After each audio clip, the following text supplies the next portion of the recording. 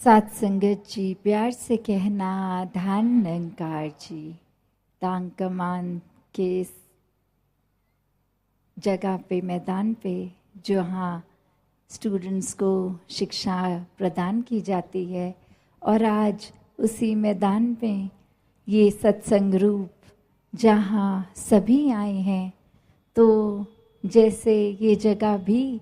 एक शिक्षा लेने के लिए स्थापित ये बिल्डिंग, चाहे वो दुनियावी रूप में एक स्कूल कॉलेज रूप, और यहाँ सत्संग में भी एक शिक्षा रूप कि इतने अनमोल वचन संतों के जो लगातार हमें पिछले कुछ घंटों से मिल रहे हैं। और ये जगह का नाम भी जैसे कमान, तो एक इंग्लिश में कमांड वर्ड जो होता है, तो बात वही कि जिन्होंने भी एक अभी से नहीं, पुरातन समय से किसी भी युग में देखें, जिन्होंने एक संतों के वचनों को सिर्फ एक राय के रूप में लिया, उनका जीवन तो कुछ खास सुधर नहीं पाया, क्योंकि मन का अहंकार हर समय यह बोला कि हमारे जीवन ठीक चल रहा है, ये कौन संत आ गए हैं जो हमें जीवन कैसे जीना है वो सिखाने वाले। और वहीं जिन संतों ने जिन महापुरुषों के वचनों को कमांड की तरह बात ली कि जो कह रहे हैं उनको जीवन में उतारा जाए, जो जागरूकता दे रहे हैं कि अपने जीवन को व्यर्थ ना जाने दो, इस परमपिता परमात्मा, इस निराकार, इस सच का ज्ञान लेके, इसको पहचान के, इसको रूबरू देखकर फिर अपने मन में बैठा लें, एक हर समय के लिए, हर पल के लिए परमात्मा को अपने जीवन का आधार बना लें, और किस तरह फिर मानवीय गुणों से भी जीवन युक्त होता चला जाता है। तो जिन्होंने वो संतों की बात उस कमांड के रूप में ली, उनका जीवन तो बहुत ही सुनहरा, एक मोक्ष और मुक्ति के भी हकदार फिर वही, जिनके जीवन में ब्रह्म ज्ञान आता है, जिनके जीवन में सेवा, सुमिरन और महात्माओं के इस रूप का सत्संग रूप एक आ जाता है। तो बात वही कि हमें अपना जीवन किस तरफ लेके जाना है, क्योंकि आज भी सत्संग में वही आवाज़ आ रही है कि इस शिक्षाओं को अपनाना भी है कि नहीं, वो फिर हर एक की चेतनता पे है कि जीवन को व्यर्थ ही जाने दें, या एक इतने अनमोल जो मनुष्य शरीर मिला है उसको एक पूरी तरह उसको जीते जी भी इस परमात्मा के आश्रय, ताकि एक मृत्यु के बाद भी इसी परमात्मा में ये आत्मा का लीन होना हो, और जीते जी हर पल जो भी जिम्मेवारी हो, घर परिवार की चाहे या अन्य समाज की कहीं पे भी, तो कैसे फिर जीते जी वो जिम्मेवारियों को भी एक पूरे मानवीय तरह से जिएं। जैसे अभी सत्संग के दौरान भी वो एक एम्पैथी और सिंपैथी की बात हो रही थी, तो कैसे एक जब अपनत्व का भाव आ जाता है कि जब हम इस परमात्मा से एक हो गए तो पूरी कायनात ही एक है, सब इंसान ही एक हैं, तो फिर एक मनों में एक भाव हर एक के लिए संतों का मन पिघलता, और हर एक के लिए कि इनकी आत्मा अगर तड़प रही है तो इस आत्मा को भी शांति मिले इस परमात्मा के साथ जुड़ के। तो संतों ने तो हमेशा एक यही आवाज़ दी है कि मनुष्य का तन मिला है तो अपने जीवन को सुहेला कर लिया जाए, और जहाँ पे भी बेशक जन्म लिया हो, तो एक सांसारिक भाषा में ये जाति पाति के बंधनों को किसी को ऊंचा बोल दिया जाता है, किसी को नीचे, पर अगर सोच के देखें कि ये परमात्मा की ही अगर कोई जाति नहीं, तो इसकी बनाई रचना की जाति कैसे हो सकती है, कोई ऊंचा और कोई नीचा कैसे हो सकता है, सब एक ही समान। तो कैसे एक वो भी बात अगर हम सोच के देखें कि अक्सर मनुष्य अहंकार और भ्रमों में इतना खचित हो जाता है कि स्वयं ही खुद को श्रेष्ठता देने लग जाता है, अपने भावों को अपने थॉट्स को उस तरह ही कि मैं किसी तरह श्रेष्ठ लगूं और बाकी सब नीचे दिखें। तो इस बात को भी अगर गहराई में सोच के देखें तो अगर हम जीतना चाहते हैं तो ये बात ज़रूरी नहीं कि हमारी जीत के लिए किसी का हारना ज़रूरी है। हर कोई भी तो जीत सकता है। उसी प्रकार जब सब में ही परमात्मा है, हर कोई श्रेष्ठ है। कोई अपनी श्रेष्ठता के खातिर किसी और को नीचा समझना, किसी और के बारे में एक नीची दृष्टि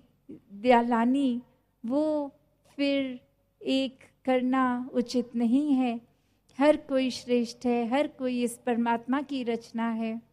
कैसे भ्रमों की भी बात अगर करी जाए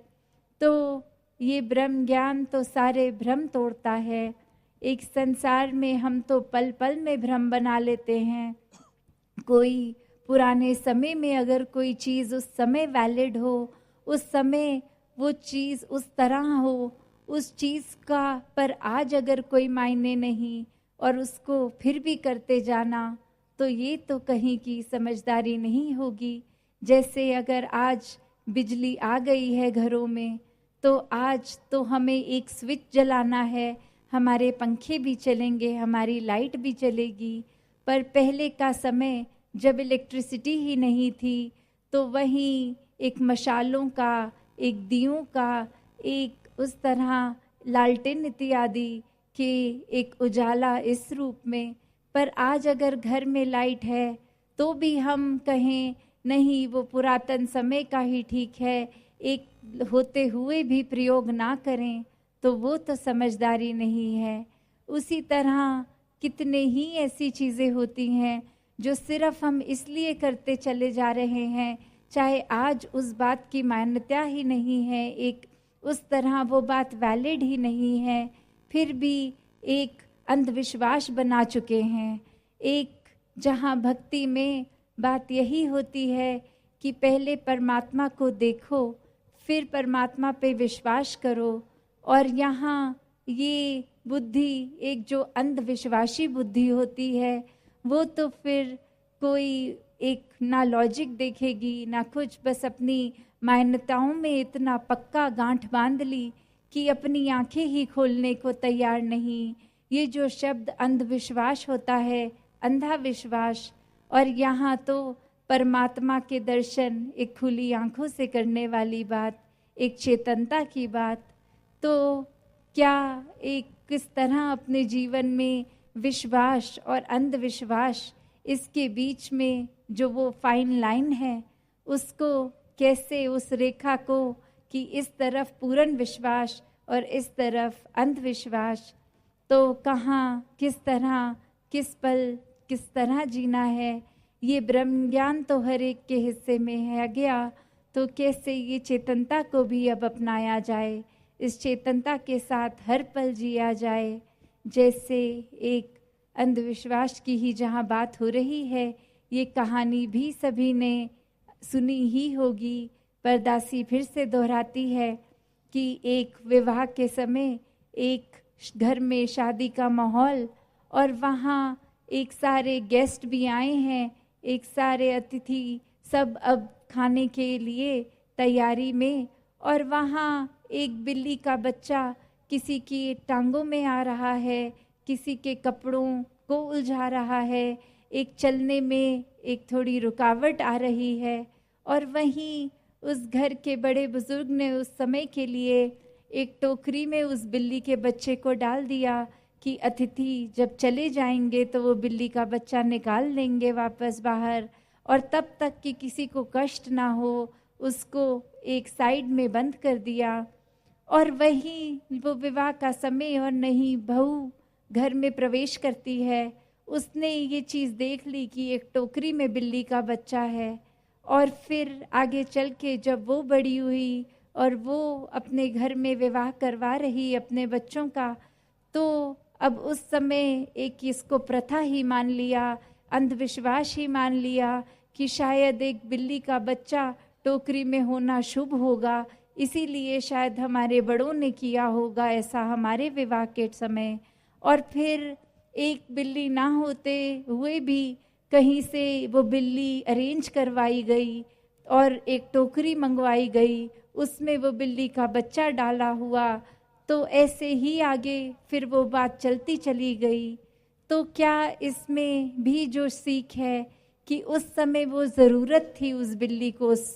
टोकरी में डालने की, पर यहाँ फिर अंधविश्वास की बात कि बिना सोचे समझे कि आज की ज़रूरत क्या है, एक क्रिया की तरह कोई चीज़ करते चले जाना, वो भी कोई समझदारी नहीं है। तो जहाँ हर कोई इस ब्रह्म ज्ञान के साथ हर समय की चेतनता अपना सकता है, एक बुद्धि जो परमात्मा ने दी है, इसका पूर्णता से प्रयोग जीते जी भी करना है, वो अलर्टनेस रखनी है, वो मन में बात कि कोई ऊंच नीच नहीं है, एक अंधकार से अपने जीवन को प्रकाश की ओर इस ब्रह्म ज्ञान द्वारा लाया जाए। तो ऐसे करते हुए अपने भक्ति भरे जीवन को जीते चले जाएं, और फिर वो डर विश्वास की जो बात है वो डर पे आधारित ना हो। ये विश्वास तो प्रेम का है, प्रेमा भक्ति का है, एक डर से नहीं कि इतने सालों से भक्ति कर रहे हैं, जीवन में तो धन दौलत नहीं आई अभी तक, एक शरीर की पीड़ा नहीं गई अभी तक। तो ये बात वही कि सौदेबाजी नहीं, हमें वाकई ही भक्ति करनी है इस परमात्मा के प्रेम में खचित होके। तो उस तरह बिना डर के सिर्फ प्यार वाला रिश्ता इस परमात्मा से जितना गहरा करेंगे, उतने ही जीवन से भ्रम भी दूर हो जाएंगे। ये भुलक्यों में जो जीवन कट रहा है, ये अब इसको मकसद मिल जाएगा, कारण मिल जाएगा, तो अपने आप ही ये भ्रम भुलेखे दूर होते चले जाएंगे। तो दासी और समय ना लेकर इन्हीं शब्दों से आपसे आज्ञा लेगी। साथ संगत जी, धन निरंकार जी।